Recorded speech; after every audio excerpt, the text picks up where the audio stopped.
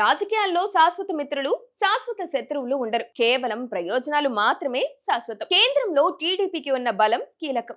కాబట్టి మోదీ, బీజేపీ ప్రాధాన్యం ఇస్తున్నాయని, రేపు అవసరం లేకపోతే పక్కన పెట్టేస్తాయని రేవంత్ రెడ్డి లాంటి వాళ్ళు విశ్లేషిస్తున్నారు. రేవంత్ మాత్రమే కాదు, చాలా మంది అదే అంటున్నారు. మరి బీజేపీతో ఉపయోగం లేకపోయినా టీడీపీ అంటుపెట్టుకుని ఉంటుందా? తెలంగాణ ముఖ్యమంత్రి రేవంత్ రెడ్డి వంటి నేతలు చేస్తున్న విశ్లేషణలు రాజకీయ కోణంలో నిజమే కావచ్చు, కానీ లోతుగా పరిశీలిస్తే ఇది కేవలం బలాబలాల మధ్య జరిగే వ్యూహాత్మక చదరంగమే రాజకీయం. కేంద్రంలో టీడీపీకున్న బలాన్ని బట్టే ప్రధాని మోదీ ఆ పార్టీకి ప్రాధాన్యత ఇస్తున్నారన్నది అక్షర సత్యం. లోక్సభలో ఎన్డీఏ ప్రభుత్వ మనుగడకు చంద్రబాబు మద్దతు అత్యవసరం కాబట్టే ఈ రోజు అమరావతికి నిధులు గాని, పోలవరం ప్రాజెక్టుకు సహకారం గాని లభిస్తున్నాయి. ఒకవేళ బీజేపీకి రేపు పూర్తి స్థాయి సొంత మెజారిటీ వస్తే టీడీపీ ప్రాధాన్యత తగ్గుతుందనే వాదనలో వాస్తవం ఉన్నప్పటికీ అది కేవలం బీజేపీకి మాత్రమే పరిమితం కాదు. రాజకీయాల్లో ఏ పార్టీ అయినా తన సొంత బలం పెరిగినప్పుడు మిత్రపక్షాల మీద ఆధారపడటాన్ని తగ్గించుకోవాలని చూడటం సహజమైన పరిణామం. అనుబంధాలు,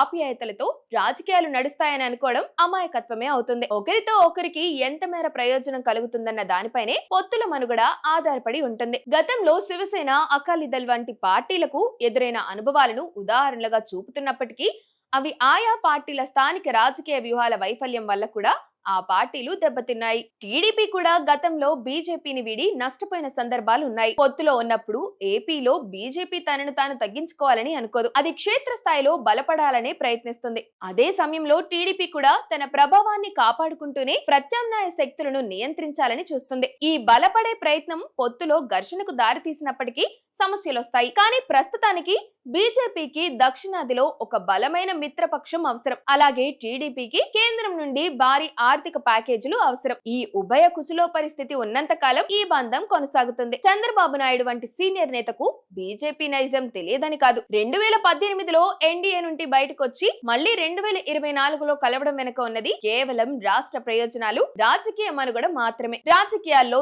ఎవరిని తప్పు పట్టాల్సిన పనిలేదు. బీజేపీ తన విస్తరణవాద సిద్ధాంతంతో ముందుకెళ్తుంది. ప్రాంతీయ పార్టీలు తమ అనుకూలవాద సిద్ధాంతంతో మనుగడ సాగిస్తాయి. చివరకు ప్రజలకు కావాల్సింది అభివృద్ధి, సుస్థిరత. ఆ రెండు ఈ పొత్తు ద్వారా అందుతున్నంత కాలం విమర్శలు ఎన్నొచ్చినా ఈ బంధం చెక్కు చెదరదు. బలం తగ్గిన రోజున ప్రాధాన్యత తగ్గుతుందనేది జగమెరిగిన సత్యం. దానికి సిద్ధపడే ఏ పార్టీ అయినా పొత్తుల బాట పడుతుంది.